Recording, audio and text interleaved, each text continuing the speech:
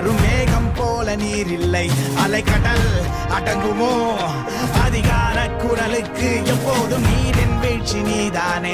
உன்னை நீந்தி கடக்க முடியாதே ஒரு பனித்துளி, அது எரிமலை அணைத்திடுமா? வேட்டுக்குடியின் கூப்பாடு இனி நாட்டுக்குள்ள கேட்காது. இன முகவரி அது இனி விழித்திறந்திடுமே. வேட்டுக்குடியின் கூப்பாடு இனி நாட்டுக்குள்ள கேட்காது. இன முகவரி அது இனி விழித்திறந்து.